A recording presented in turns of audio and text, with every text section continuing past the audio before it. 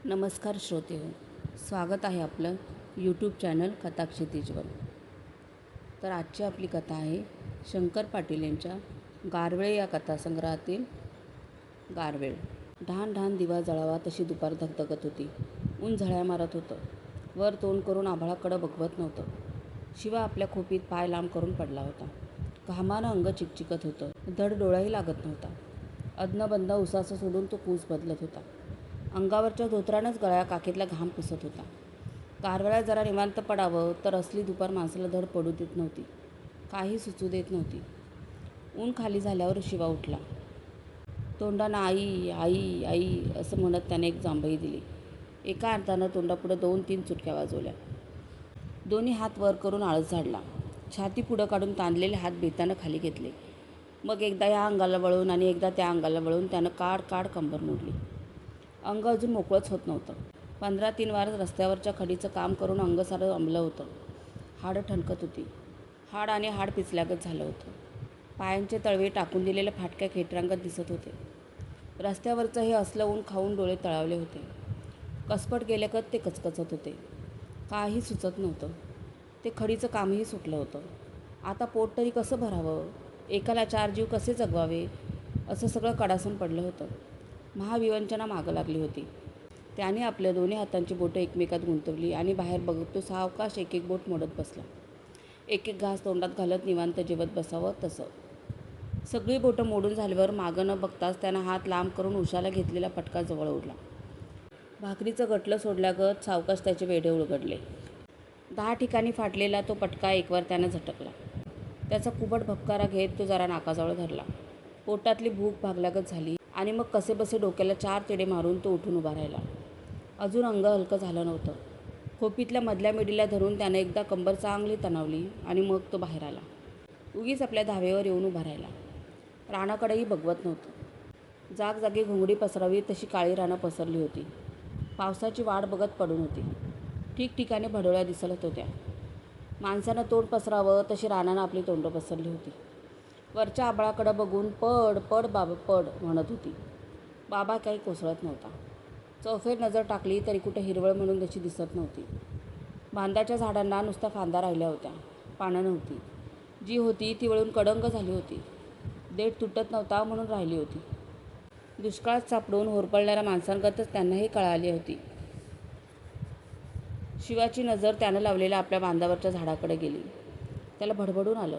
किती मेहनतीने त्याने ती जगवली होती. ओटेचं पाणी तिकडं पोचत नव्हतं म्हणून कावडीनं पाणी नेऊन घातलं होतं. जनावरं शेंडा खातील म्हणून काट्याचं कुंपण केलं होतं. पाणी घालता यावं म्हणून कुंपणाला दार होतं. तोंडाला धोंडा लावून ते बंद करायचं आणि धोंडा काढून उघडायचं. मुलाला जपावं तशी जपणूक केलेली झाडं आता डोक्याच्या वर गेली होती. यंदा मोहर येऊन आंबा लागला असता, पण ते नशिबात नव्हतं. आता ती जगतात की नाही कुणास ठाऊक. नुसते त्यांचे सापळे दिसत होते. खराटा उलटा करून ठेवावा तशी त्या झाडांना कळाली होती. त्याला बघवेना झालं. तसा तो हलला. गळ्याखालच्या दोन्ही हाडांच्या बेचकात एक बोट चोळून मळ काढत काढत तो विहिरीवर आला. उगच मोठवानाजवळ जाऊन खाली बघत उभा राहिला. काय होतं विहिरीत? पाण्याचा टिपूस नव्हता. विहीर आटून तळ उघडा पडला होता. तळाचा गाळसुद्धा वाळून खड झाला होता. जागजागी चिऱ्या पडल्या होत्या. तळ हातावरच्या रेषांगत. एक आडवी, एक उभी, नशिबाची रेषा, आयुष्याची रेषा आणि मध्ये कात्र्या. एक इथं, एक तिथं, सगळ्या कात्र्याच. एकाएकी जवळचं असं काहीतरी ढासळावं तसा धाडकन आवाज आला. म्हातार पावसात मातीची जुनी भिंत कोसळावी तसा. तो गरकन मागे वळला. एका दमात 2 ढेंगा टाकून त्या मोठवनापासून जरा लांब जाऊन उभा राहिला. त्या विहिरीच्याच एका बाजूने एकदम धुरला उडताना दिसत होता. धुरला कसला? धुळीचे लोटच्या लोट वर येत होते. दड डोळ्यांना काही दिसेनासे झालं. काय झालं हेच कळत नव्हतं. एकाएकी असं काय ढासळलं म्हणावं? ढासलाला असं होतं तरी काय तिथं? आरून फिरून एक जुनं चिंचेचं झाड. पण ते तर विहिरीच्या काठाला उभंच होतं. मग असं धाडकन काय कोसळलं? धुरला बाजूला पसरला तसा शिवा पुढं झाला. थक्क होऊन बघतच राहिला. एक 10 वाव लांब आणि 10 वाव रुंद असं भळत दांडगं जाळकाण त्या चिंचेवरनं खाली आलं होतं. इतके वर्ष ठाण मांडून बसलेला तो गारवेळ असा आज अवचित कोसळला होता. आपल्या बालपणापासून शिवा त्या गारवेळाचा संसार बघत आला होता. एवढी दांडगी डेरेदार चिंच गारवेळाने निम्मी झाकली होती. कुणाला न जुमानता तो आपला खुशाल पसरला होता. वर्षानुवर्ष भरतकाम करावं तसं टाके घालीत बसला होता. दरसाळ आपलं जाणं विणतच होता. बघावं तिकडं सगळीकडे त्या झाडावर ती हिरवी वेलबुट्टी आणि फुलं दिसत होती. किती उन्हाळे आणि किती पावसाळे त्याने पाहिले होते. किती वादळांची झुंबी घातली होती. अनेक वावटळे आल्या आणि चक्रा मारून तशाच गेल्या. गरजणाऱ्या वळवानानं झोडलं, झंझावातानं झिंजारून निसकटून बघितलं, पण आजवर त्यानं कधी कुणाला दाद दिली नव्हती, नमतं घेतलं नव्हतं. असा हा एवढा जिद्दीचा गडी पण लागोपाठ पडलेल्या या 3 वर्षाच्या दुष्काळात डेंगळा होता. त्याची सगळी रायच गेली होती.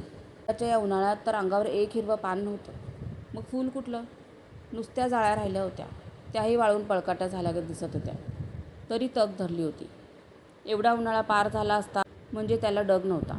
पुन्हा टाके घालत बसला असता. ती हिरवी जरतार खुलली असती. पण जगावरता अशा या दुष्काळानं त्यालाही नाक घासायला लावलं. ना वादळ ना वारा, एकाएकी कोसळला बाबा. संपला त्याचा शेर.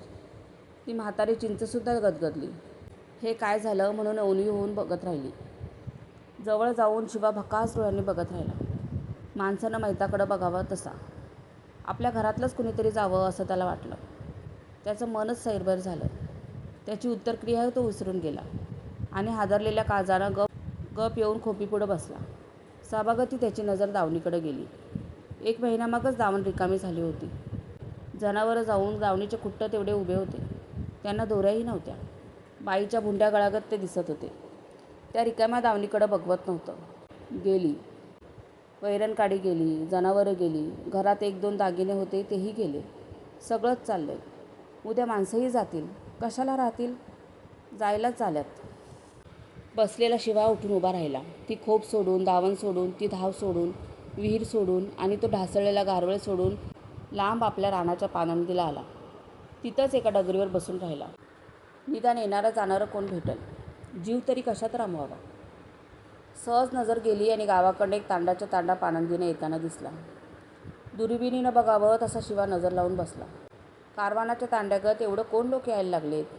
कोण असावं? घोडी दिसत नव्हती म्हणजे कारवान नसावं. लोणार म्हणावं तर गाढवही नव्हती. शेल्या शेरड्या मात्र संग दिसत होत्या.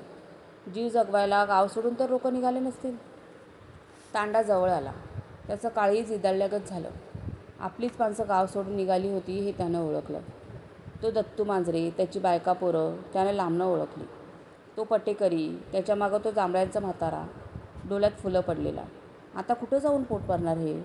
आणि ती कच्ची बच्ची, चिल्ली पिल्ली, कोणी कडेवर, कोणी बोटाला धरून. अरे देवा, माणसावर काय प्रसंग आला हो. बाबू पाटेकरानं तर आपली म्हातारी पाटकुळी घेतली होती. तिच्या पायांच्या काटक्या दोन्ही अंगानं लोंबत होत्या. आता कुठं जाऊन संसार मांडणार हे? कुणाच्या डोक्यावर गाठोडं, कुणाच्या डोक्यात गटलं, गडगी मडकी किडूक मिडूक, काय थोडं होतं? हे सगळं घेऊन देशांतराला जायचं. शिवाला बघून तांडा उभा राहिला. आता काय बोलायचं तरी काय? मांजऱ्याचा दत्तू जवळ आला. शिवा म्हणाला, गाव सोडून निघाला व्हय? काय करायचं तर? कोणत्या गावाला? पोट भरल तिकडं हिंडायचं, असं म्हणून दत्तू बोलला. निघाले हो अंकलीला. तिकडं ऊस तोडायचं काम मिळालंय. जाऊन रानातल्या पाळापाचोळ्यागत पडायचं. जीवमान असूस तर जगायचं. जरा घराकडं ध्यान ठेवा आमच्या, लक्ष असू द्या. एक उसाचं सोडून शिवा म्हणाला, ध्यान ठेवायला काय घरात तर असणार बाबा? काय नाही खरं, नावाला घर तर आहे.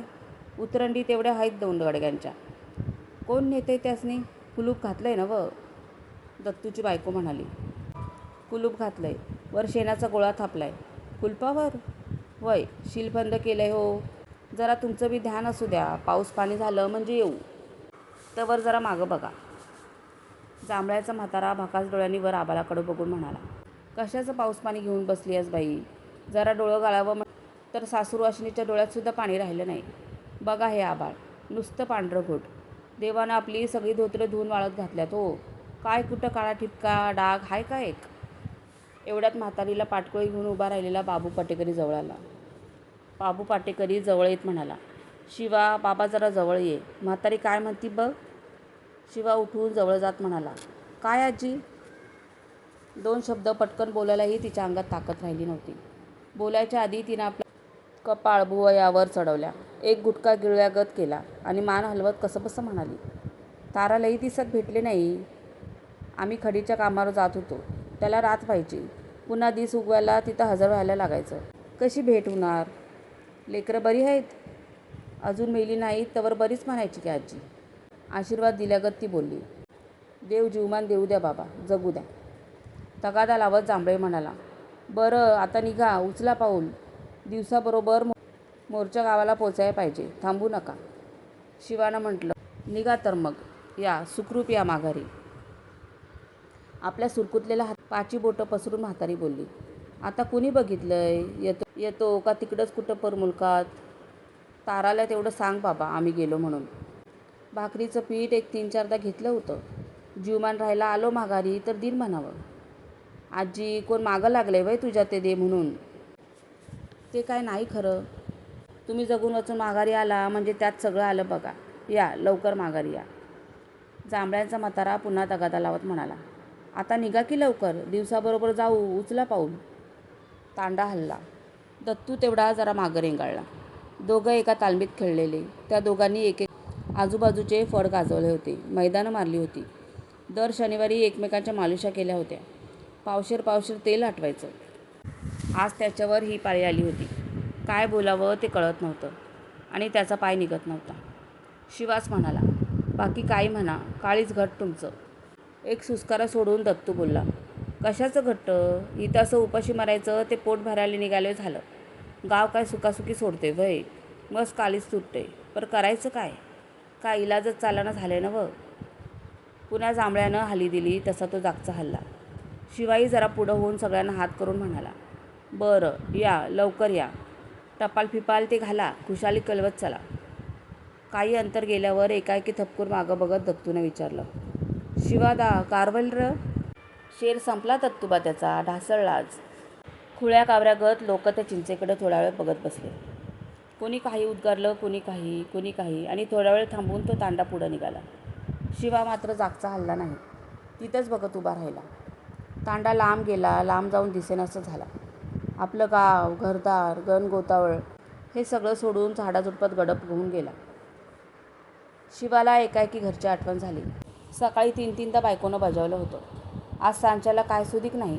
कशा तरी 8 डिश घुगऱ्या शिजवल्या. पर आज ते बी नाही बघा. काहीतरी उलाढाल करून मिळेल ते घेऊन या. आपण एक पाणी पिऊन तसंच निजू. पर पोरासनी पोटाला काय आधार नको? आता उलाढाल तरी काय करावी? डोळ्यापुढं कोणतंच साधन दिसेना.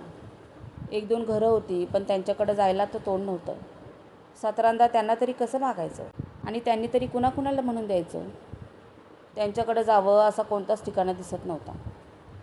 त्याला एकाएकी मिठारी अण्णांची आठवण झाली. विचारून बघावं.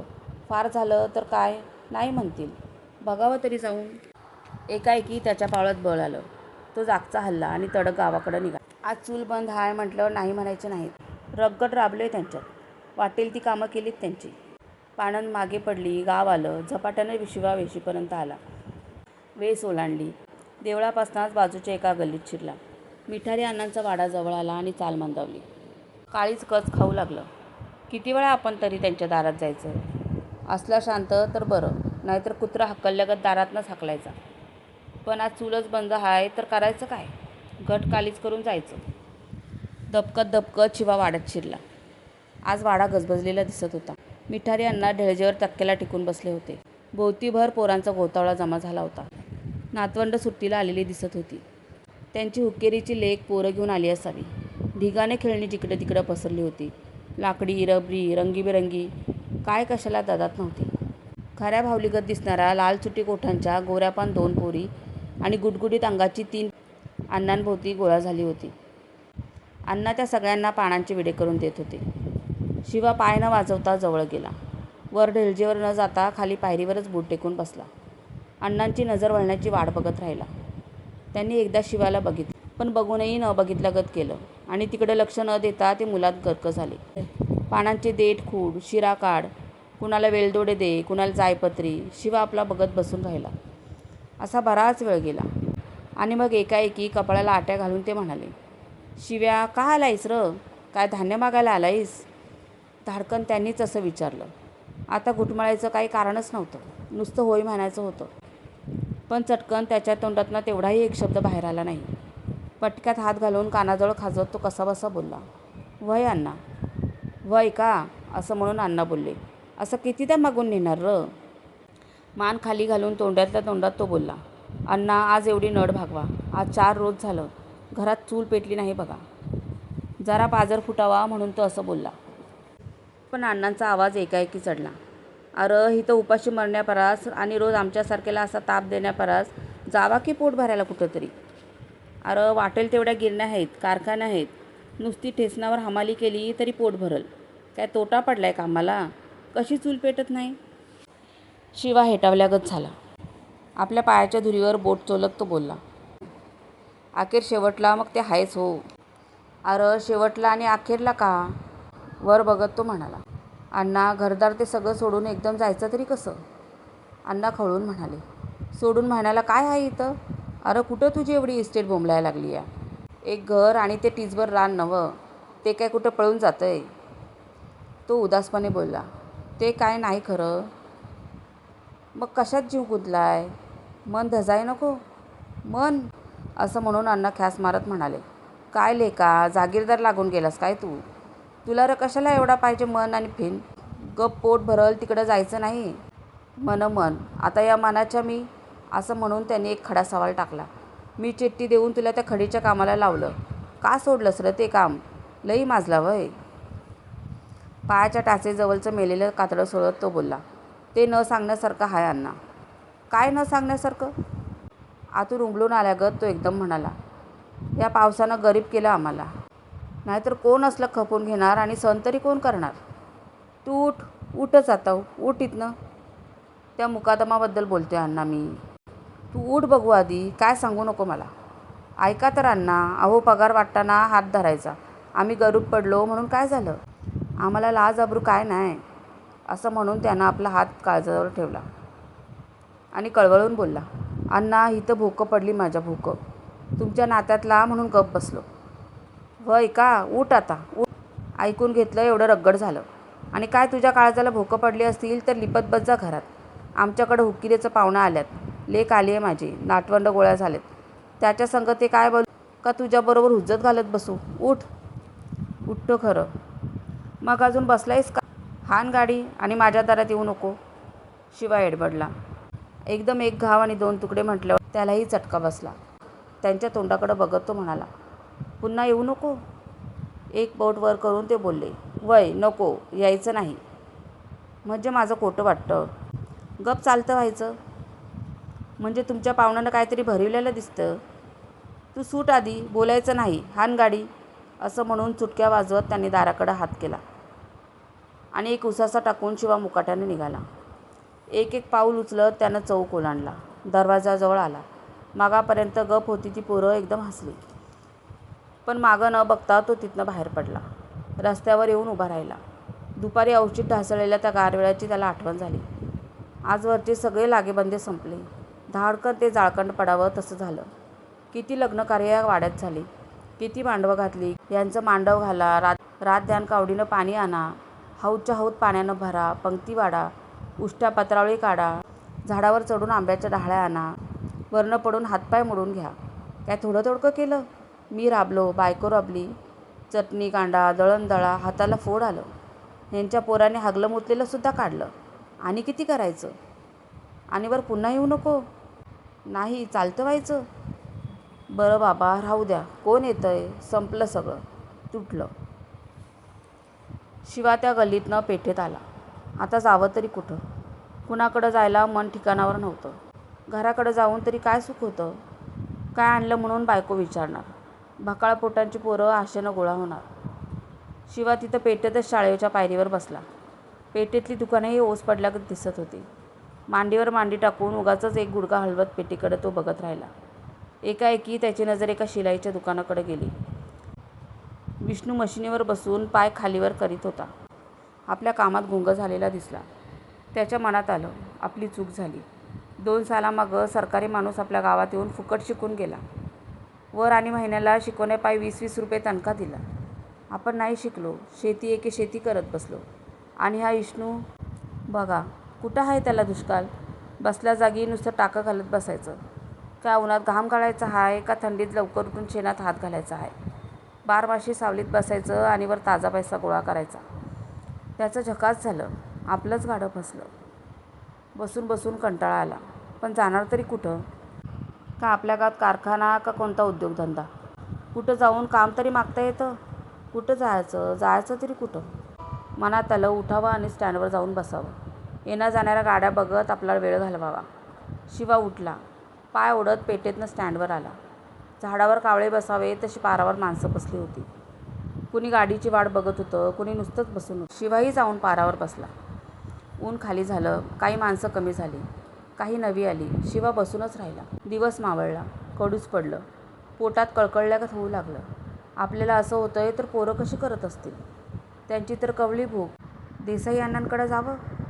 आणलंय दोनदा मागून. तिसऱ्यांदा आणि कसं दारात जावं? एवढ्यात एक एसटी आली. त्या गाडीतनं देसाई अण्णाच खुद्द खाली उतरले.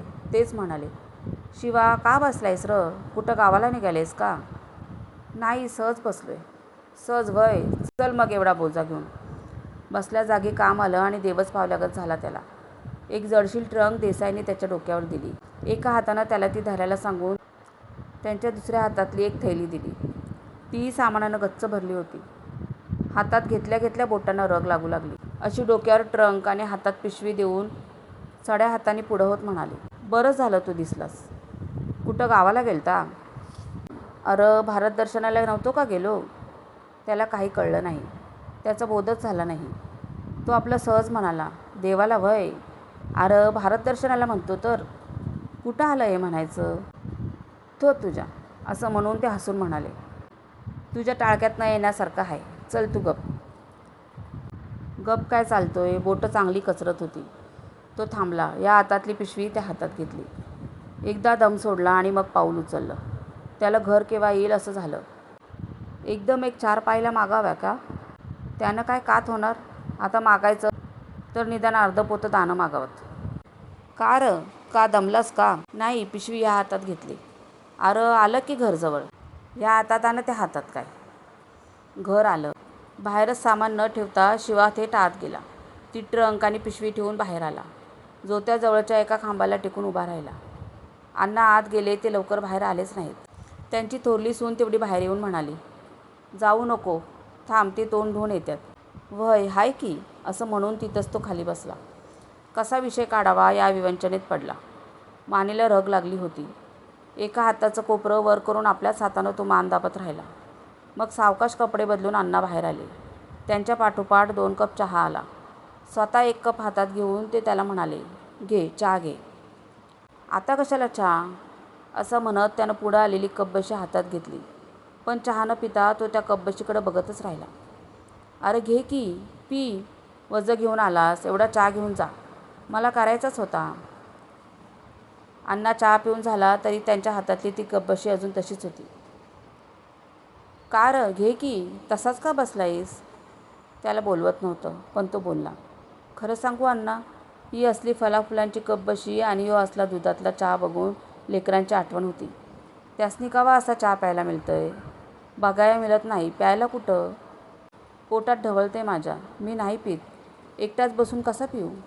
असं म्हणून त्यानं कपबशी खाली ठेवली. देसाई अण्णांना त्याचा रागच आला. ते म्हणाले, अरे वजं घेऊन आलास म्हणून देतोय, गप पे, नाहीतर जा उठून. तो काय वाया जात नाही. पिणारी पुष्कळ तोंड आहेत घरात. वर मान करून न बघता खाली बघतच तो म्हणाला, असं करा अण्णा. मला शाला शिकवतोस? सांग बघू, कसं करू? कळू नका. हे बघा, यो चहा द्यायचा, ते काहीतरी मला पोटाला धान्य द्या. पोरं सकाळची उपाशी आहेत. ते म्हणाले, उठ तू. नाही चहा प्यालास म्हणजे काय बिघडत नाही माझं. उठून धर वाट. हात जोडून तो बोलला, चूल बंद आहे अण्णा. खुळ्या माणसा, किती दिवसांनी मी आज घरात आलोय. देश सगळा हिंडून आलोय आणि आल्या आल्या काय घराणं लावलंयस तू? अक्कल आहे का तुला? कामाला बघितलं की लगी वरबडायला लागायचं. वजं घेऊन आलास ते काय लय उपकार केलास काय? असं म्हणून ते बोलले. थांब, 1 पावली घे आणि सुट इथनं. पावली आणायला ते आत गेले आणि शिवा उठून मुकाट्यानं बाहेर आला. ती पावली घ्यायला तो थांबला नाही. बक्कळ रात झाल्यावर तो आपल्या घराकडं आला. दार उघडं ठेवूनच तारा सोप्याला वाट बघत बसली होती. घरात दिवाही नव्हता. उघड्या दारातनं चांदणं जरा आत आलं होतं. तेवढाच काय तू उजेड घरात. त्यानं आत पाऊल ठेवल्या ठेवल्या ती म्हणाली, हे कसलं येणं म्हणायचं तुमचं? जरा झाली राहत. तू का अजून बसली आहेस? तुम्ही काहीतरी घेऊन येशीला, करून घालीन म्हणून बसले वाट बघत. तो काही बोलला नाही. एक चूळ भरून जरा पाणी तेवढं प्यायलं आणि वाकडं टाकून न बोलता आडवा झाला. तारा बसल्या जागी तशीच बसून राहिली. असाच थोडा वेळ जाऊ दिला आणि मग हाताचा मुटका घालायला लावून ती म्हणाली, काय झोपला काय हो? कूस बदलून तो म्हणाला, काय करू तर मग? एक उसाचं सोडून ती बोलली, किती घट कालीच म्हणायचं हो तुमचं. वय एका शब्दाने निदान विचारायचं तरी होतं. काय काय अहो पोरं काय खाल्ली का तशीच उपाशी निजली हे हे विचारलं? काय कोणची चौकशी केली? तो काही बोलला नाही, तसाच पडून राहिला. तीच म्हणाली, उठा, तुम्ही एक घट कालजाचा आहे, पर तशी मी नाही की. तुम्ही काय नाही उलाढाल केली तर मग मला नको करायला? काहीतरी करून मार्ग केले, तेवढं प्या आणि मग झोपा म्हणा, उठा. असं म्हणून तिनं हातात पितली घेतली आणि अंधारातच गाडग्यातलं मार्ग पितलीत ओतून ती बसून राहिली. हातानं त्याला हलवत एक दोनदा म्हणाली, अहो उठा की, तू प्यालीस? तुम्हाला सोडून मी कशी घेईन? मग तूच घे. आणि तुम्ही? मी जरा कुठं कुठं काय काय खाऊन आले, पोटात जरा ढवळायला लागले. ढवळतंय? वय ग, काय वासनाच नाही. मग काय नको म्हणता तुम्हाला? काय नको बघ, तूच पोटभर खा, वाटल्यास बोलत बसतो तुझ्या संग. असं म्हणून तो उठून बसला. आपले दोन्ही गुडघे वर केले आणि मान मागं भिंतीला टेकून तो म्हणाला, तारा, आज आपला गारवेळ ढासळला की. पितली तोंडाला लावत ती म्हणाली, चिंचवरला ते जाळकांड? वय ग. निम्मी पितळी एका दमात रिकामी करून ती म्हणाली, अहो मग बरं झालं की, चांगलं 1-2 गाड्या जळण होईल. जळण? वय कुऱ्हाडीनं खपलून ढिगं करू आणि एक एक बिंडा डोसक्यावर घेऊन तालुक्याला जाऊन इकू. आता मात्र त्याच्या पोटात खरंच ढवळलं. वाचा गेल्यागत तो बसून राहिला. डोळा न लावताच तो तिच्याकडं बघत राहिला. त्याला ती दिसत नव्हती. त्याच्या डोळ्यापुढं गारव्याची ती हिरवी जरतार, ती नक्षीची वेळबुट्टी, ती फुलं, हेच चित्र उभं होतं, जे आता कधीही पुन्हा दिसणार नव्हतं. धन्यवाद.